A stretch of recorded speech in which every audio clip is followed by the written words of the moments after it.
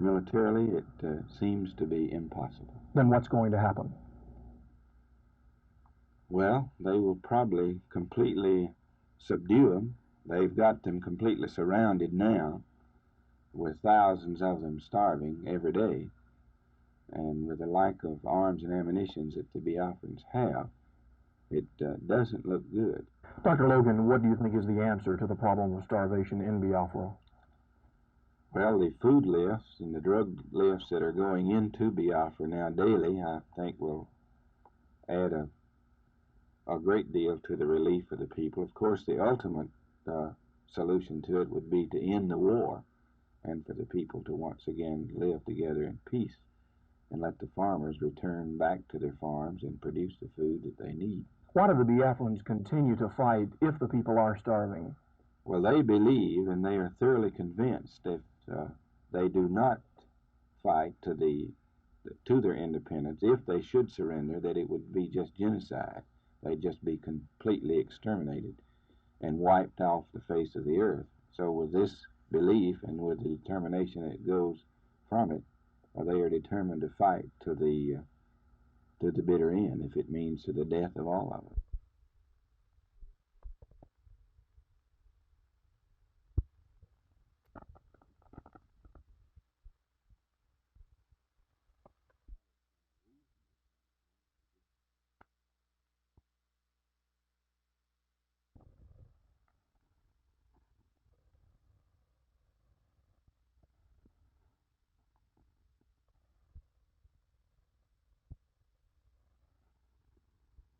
The Soviet Union will not, where it believes its vital interests to be at stake, refrain from a sudden and overwhelming application of military power, despite any and all written and oral assurances to the contrary. If anything has been clarified for us, it is this hard fact of life.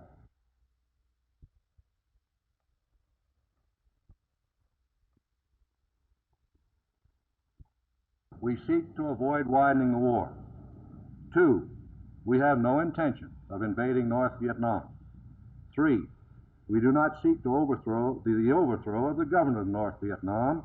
And 4, we are guided by the principles set forth in the Geneva Accords of 1954 and 1962. As the Economist of London pointed out, however the war ends, and personally I support our negotiators and hope for their success, there will be a winner and there will be a loser. The North Vietnamese communists either will impose their control on the South or they won't. And this is the inescapable issue. Much hard fighting remains ahead. The North Vietnamese Army and the Viet Cong will fight for headlines as much as for military purposes during the months ahead. No one can have more reasons than the person occupying my position to want an honorable end to the fighting. But if our efforts toward a peaceful settlement are to succeed, we must continue to convince the enemy that they are not going to achieve their objectives by military force and its psychological byproducts.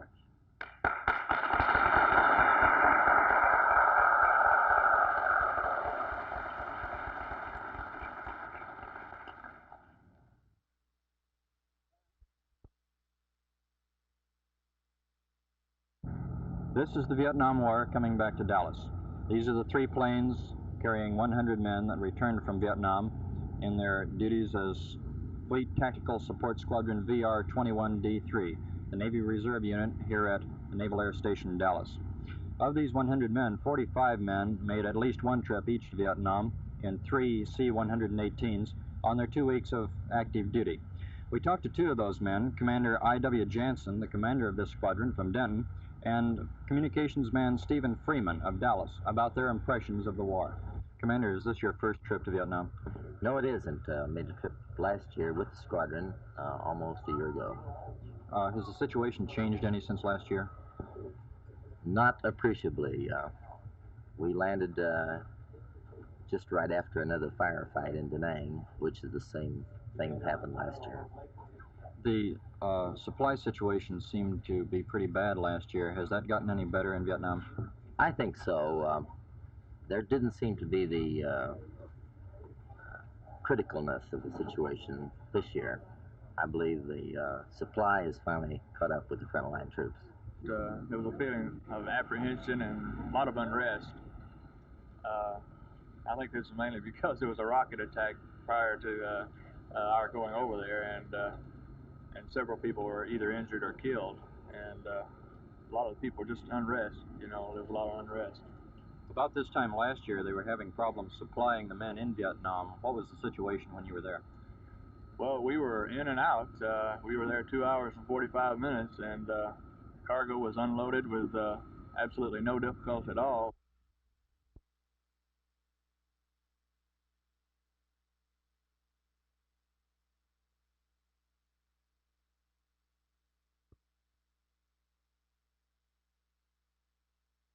Teenagers these days are slowly but surely becoming deaf, and it's no wonder because anybody listening to this music is bound to go deaf after so long a time. Sound is measured in units called decibels, and the average ear can't pick up as low as 1 decibel. Street noise is usually measured at somewhere around 35 to 40 decibels. A jet warming up on the runway is measured at 140 decibels. The threshold of pain, or where the eardrum actually begins to feel the sound, is measured at 135 decibels. The band playing behind me is playing upwards of 150 decibels. So you can see that it's very easy to ruin your eardrums by this type music.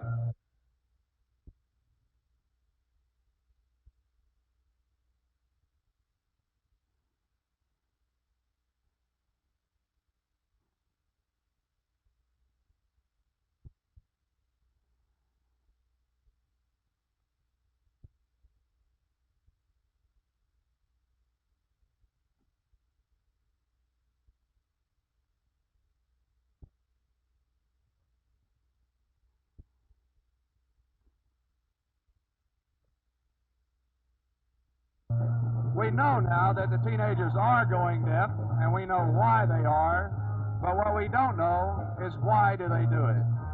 This is Mike Moss, Channel 8 News.